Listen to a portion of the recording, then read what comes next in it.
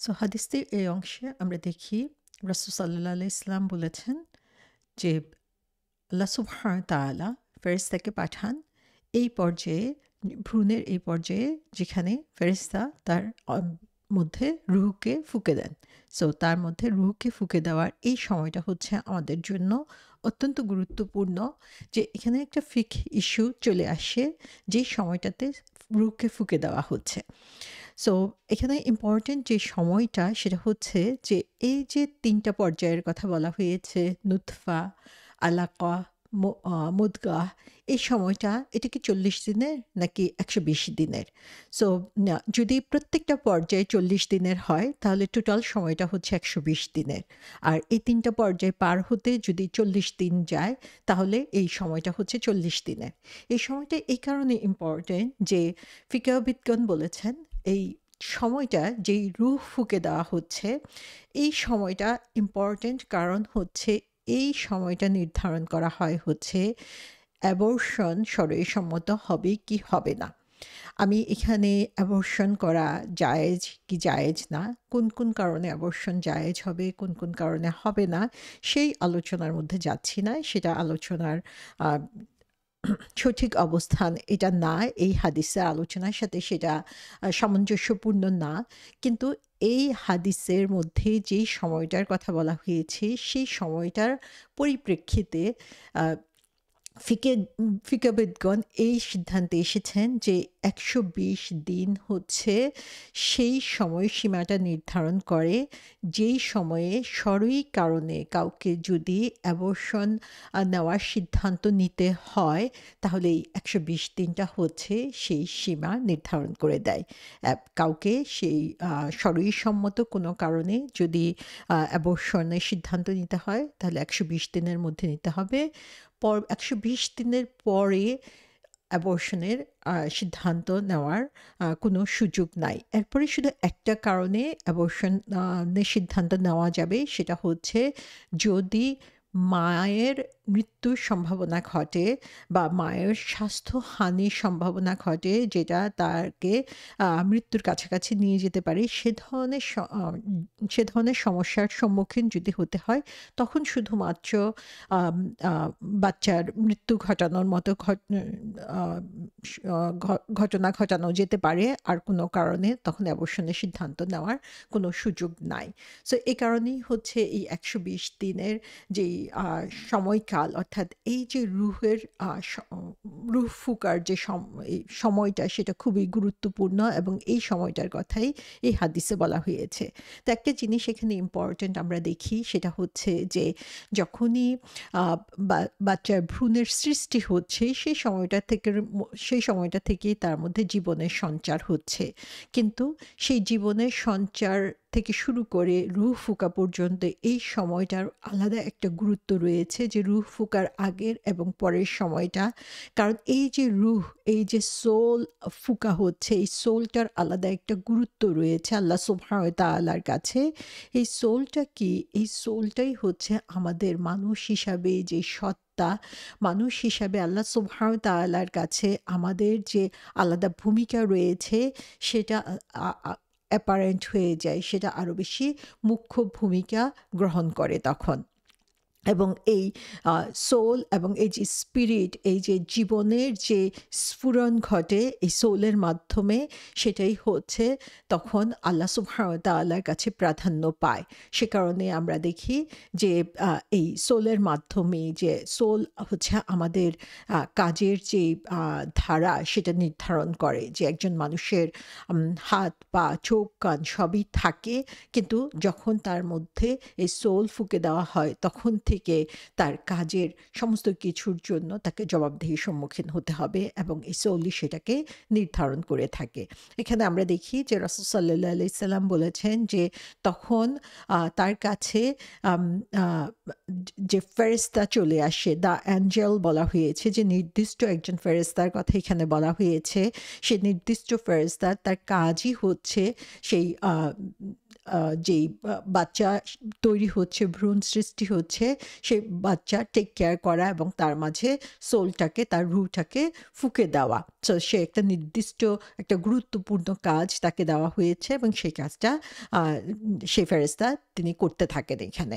এবং সেই ফেরেশতার কাজ কি? এটা আমরা এখানে দেখতে পাচ্ছি যে তার কাজ হচ্ছে ৪টা বিষয় আল্লাহ সুবহানাহু ওয়া তাআলার যে নির্দেশ, সে নির্দেশ অনুসারে তিনি সেটাকে এখানে নির্ধারিত করে দেন এবং আল্লাহ সুবহানাহু ওয়া তাআলাই তার জন্য নির্ধারিত করে দেন। সেই এখান থেকে আল কাদা ওয়াল কাদর, যে আমাদের যে কদরের নির্ধারিত বিষয় রয়েছে, সেই নির্ধারিত ৪টা বিষয় তখনই নির্ধারিত হয়ে যায়।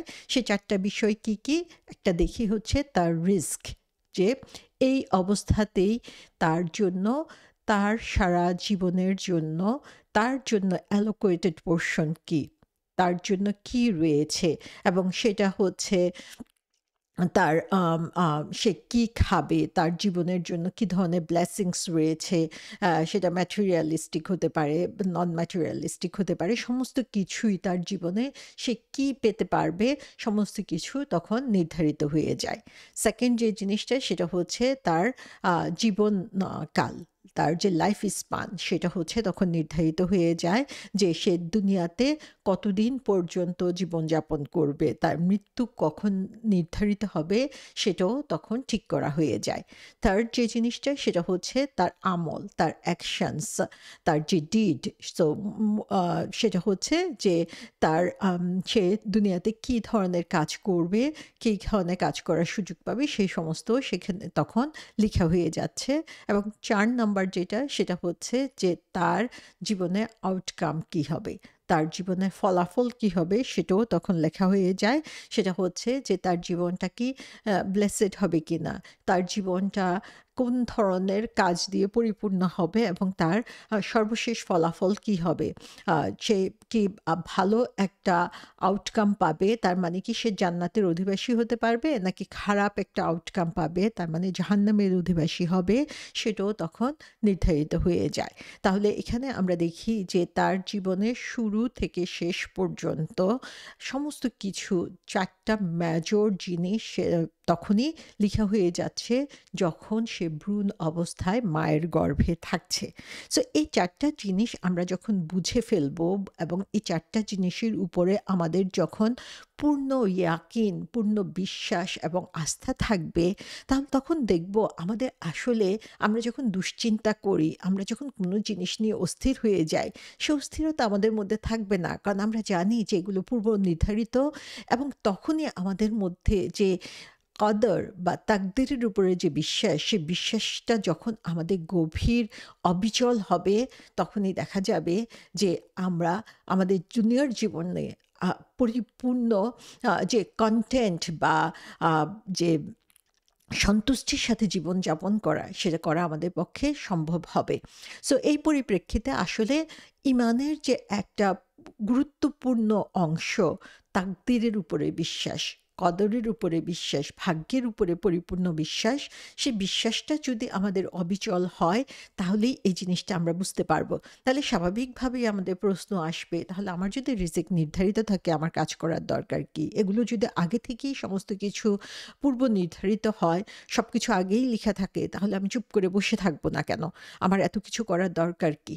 সো এইটাই হচ্ছে কদরের বিশ্বাস। আমি যদি কদর কি বুঝি, তাকদীর সম্পর্কে আমার পরিপূর্ণ আস্থা থাকে, তখনই আমি বুঝবো যে এইগুলো বিশ্বাস করার মানে কি আসলে। সো এই পরিপ্রেক্ষিতে বেসিক কিছু জিনিস নিয়ে এখানে আমি আলোচনা করব। এই বেসিক জিনিসগুলো যদি আমরা বুঝতে পারি, তাহলে ইনশাআল্লাহ তাকদীরের বিশ্বাসটা আমরা বুঝতে পারবো এবং তাকদীরের বিশ্বাস যদি আমাদের পরিপূর্ণ হয়, আমাদের ঈমানও ইনশাআল্লাহ পরিপূর্ণ হবে।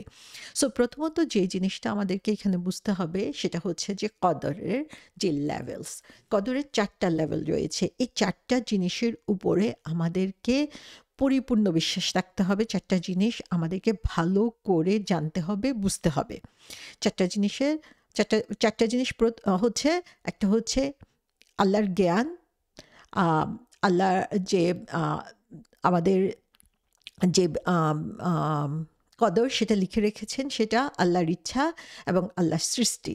সো ৪টা জিনিস, ইলম, কিতাব, না, তারপরে হচ্ছে সেটাকে বলা হচ্ছে মাশিয়া, আরেকটা হচ্ছে খালক।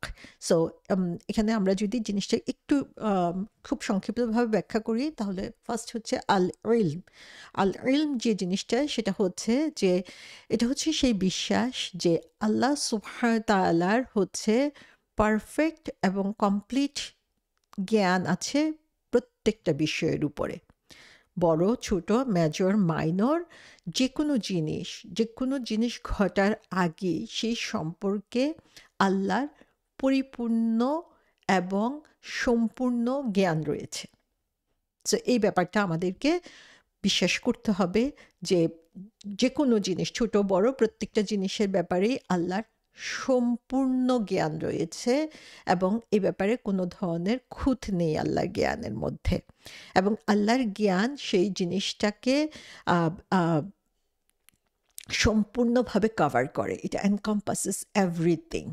সো যেটা ঘটে গিয়েছে, যেটা এখন ঘটছে এবং যেটা ভবিষ্যতে ঘটবে, এই বিশ্ব ব্রহ্মাণ্ডের যেখানে যত কিছু হয়েছে, হচ্ছে, হবে, সমস্ত কিছু হচ্ছে আল্লাহর জ্ঞানের অধীনে। এই ব্যাপারটা আমাদেরকে বিশ্বাস করতে হবে। এটা আল্লাহর জ্ঞানের অধীনে সম্পূর্ণ ভাবে আল্লাহর জ্ঞানের উপরে নির্ভরশীল, এটা আমাদেরকে জানতে হবে। সো আল্লাহ সমস্ত কিছু জানেন, আল্লাহ জানার বাইরে কিছু নেই। এটা হচ্ছে বেসিক কথা, নাম্বার 1। নাম্বার 2 হচ্ছে আল কিতাবা। আল কিতাবা মানে হচ্ছে আল্লাহ সুবহানাহু ওয়া তাআলা আমাদের আম, আমাদের জীবনে অথবা বিশ্ব ব্রহ্মাণ্ডে যা কিছু ঘটছে সমস্ত কিছু লিখে রেখেছেন একটা প্রিজার্ভড ট্যাবলেটে, যে একটা সংরক্ষিত কিতাবে তিনি লিখে রেখেছেন সমস্ত কিছু, এবং সেটাকে বলা হয় আল্লাহে আল মাহফুজ। সেখানে তিনি সমস্ত কিছু লিখে রেখেছেন। ইভেন আকাশ এবং পৃথিবী, এই বিশ্ব ব্রহ্মাণ্ড সৃষ্টির অনেক আগে এই সমস্ত কিছু, যে বলা হয়েছে আল্লাহ সুবহানাহু ওয়া তাআলা বলেছেন যে 50,000 বছর আগে, যে আকাশ পৃথিবী সৃষ্টি, বিশ্ব ব্রহ্মাণ্ড সৃষ্টির 50,000 বছর আগে এই আল্লাহ সুবহানাহু ওয়া তাআলা কলমকে সৃষ্টি করেছেন, এবং কলমকে সৃষ্টি করে কলমকে বলেছেন যে লিখো, এবং আল্লাহ তখন সমস্ত কিছু লিখে রাখতে বলেছেন। সো এই পৃথিবীতে, এই বিশ্ব ব্রহ্মাণ্ডে যা কিছু সংঘটিত হবে, কলমকে নির্দেশ দিয়েছেন সেগুলো লিখে রাখতে। কলম সমস্ত কিছু লিখে রেখেছে, এবং তারপরে আল্লাহ সুবহানাহু ওয়া তাআলা সমস্ত কিছুকে সৃষ্টি করেছেন, এবং তারপরে যত কিছু সংঘটিত হচ্ছে, সংঘটিত হবে, সমস্ত কিছু আল্লাহ সুবহানাহু ওয়া তাআলা সেই লাউহে মাহফুজে লিখা আছে। সো কোনো কিছু এখন আমাদের সামনে যা কিছু ঘটছে, ভবিষ্যতে যা ঘটবে বা অতীতে যা কিছু ঘটেছে, সমস্ত কিছু সে লাউহে মাহফুজে লিখা আছে। সো এটা হচ্ছে আল কিতাবা। থার্ড যে জিনিসটা, সেটা হচ্ছে আল মাশিয়াহ। মাশিহা অর্থ হচ্ছে ইচ্ছা। সো এটা হচ্ছে বিশ্বাস করা যে এমন কোনো কিছুর অস্তিত্ব নাই যেটা হচ্ছে আল্লাহ সুবহানাহু ওয়া তাআলার ইচ্ছা ছাড়া সংগঠিত হতে পারে। সো আল্লাহর নিজস্ব কাজ অথবা আল্লাহ সুবহানাহু ওয়া তাআলার কোনো সৃষ্টির কোনো কাজ, সেটা আল্লাহর ইচ্ছা ছাড়া সংগঠিত হতে পারে না। এই জিনিসটা আমাদেরকে বিশ্বাস করা। সো আল্লাহ যখন কোনো কিছু করার ইচ্ছা করেন, সেটা অবশ্যই সংগঠিত হবে, এবং আল্লাহ যদি কোনো কিছু করার ইচ্ছা না করেন, সেটা কখনোই সংগঠিত হবে না। সো বিশ্ব ব্রহ্মাণ্ডে যা কিছু সংগঠিত হচ্ছে, সমস্ত কিছু আল্লাহর ইচ্ছায় সংগঠিত হচ্ছে, এবং যদি আল্লাহ ইচ্ছা না করেন, সেটা কখনোই সংগঠিত হবে না। তাহলে এই বিশ্বাসটা রাখা যে আল্লাহর ইচ্ছা ছাড়া কোনো কিছু করা সম্ভব না, কোনো কিছু হওয়া সম্ভব না, কোনো কিছু হয় না। সো আল্লাহর ইচ্ছার উপর সমস্ত কিছু নির্ভরশীল। 4 নাম্বার যে জিনিসটা, সেটা হচ্ছে আল খালক। এটা হচ্ছে সৃষ্টি। সো এখানে যে বিশ্বাসটা, সে বিশ্বাসটা হচ্ছে যে আল্লাহ সুবহানাহু ওয়া তাআলা হচ্ছে সমস্ত কিছুর স্রষ্টা। ইভেন যে তার যে সৃষ্টি, সে সৃষ্টিগুলা, তার যে মাখলুকাত রয়েছে, সে সৃষ্টি যে কাজগুলো করে, সেগুলোর স্রষ্টাও হচ্ছেন তিনি। সো আল্লাহ ছাড়া আর কোনো স্রষ্টা নাই, এবং সমস্ত কিছু যা কিছু হচ্ছে সৃষ্টি হচ্ছে, যা কিছু করছে, আমরা যা কিছু তৈরি করছি বা যত কিছু এই পৃথিবীতে তৈরি হচ্ছে, সমস্ত কিছুর স্রষ্টাই হচ্ছেন আল্লাহ সুবহানাহু ওয়া তাআলা। তাহলে এখানে আমরা দেখছি যে ঈমানের ৬ টা পিলার রয়েছে। সেই ৬ টা পিলারের মধ্যে অন্যতম একটা পিলার হচ্ছে তাকদীরের উপরে বিশ্বাস। আর তাকদীরে বিশ্বাস বলতে ৪ টা জিনিসের উপরে বিশ্বাস বুঝায়। একটা হচ্ছে যে পরিপূর্ণ জ্ঞান হচ্ছে আল্লাহ সুবহানাহু ওয়া তাআলার এবং সেখানে কোনো ধরনের খুঁত নাই।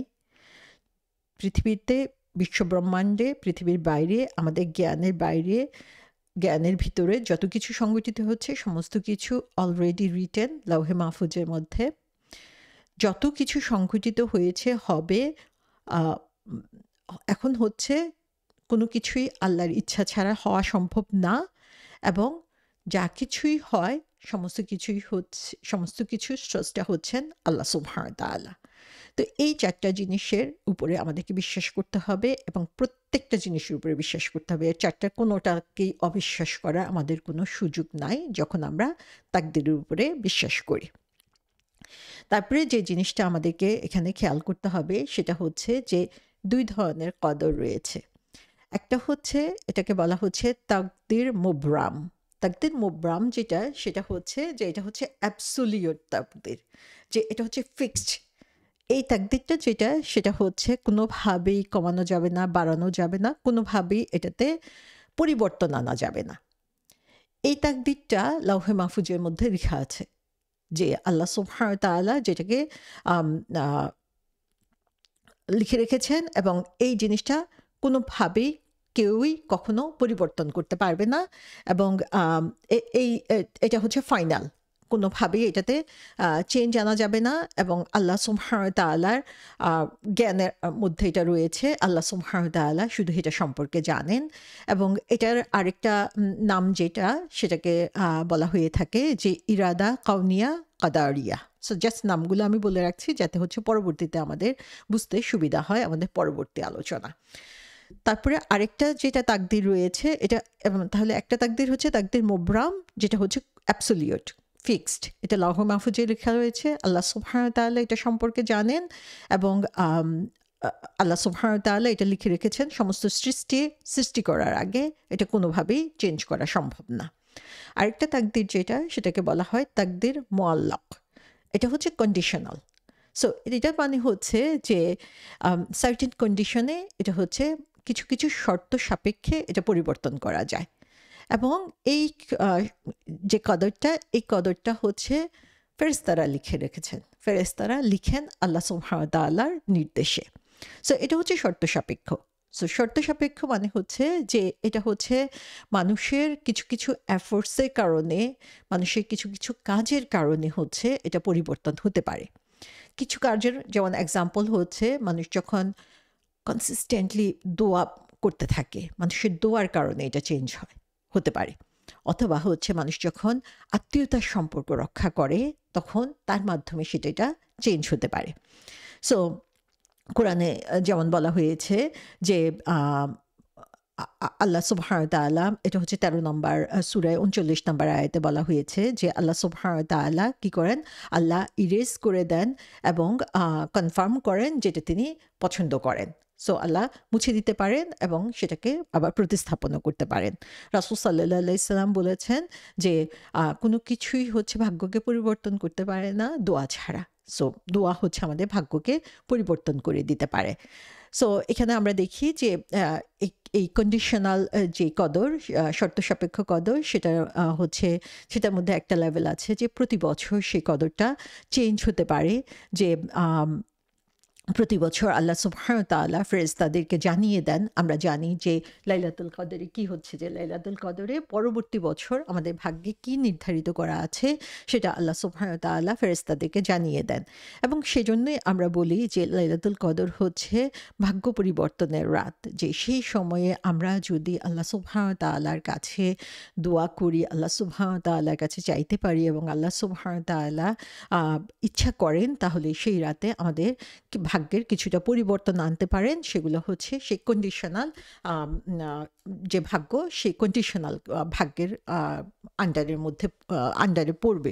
তো কোন কোন ভাগ্য পরিবর্তন হতে পারে সেগুলোর ব্যাপারেও আমাদের কিছুটা আইডিয়া থাকা দরকার। তাহলে আমরা বুঝতে পারবো যে কোন জিনিসগুলো আমরা চেঞ্জ করতে পারি এবং কোন জিনিসগুলো হচ্ছে আল্লাহ সুবহানাহু ওয়া তাআলা আমাদের জন্য অ্যাকসেপ্ট করে নিতে পারেন, যেটা আমরা প্রতি বছরে লাইলাতুল কদরে অথবা অন্য সময়ে আল্লাহ সুবহানাহু ওয়া তাআলা ইচ্ছা করলে কবুল করে নিতে পারেন।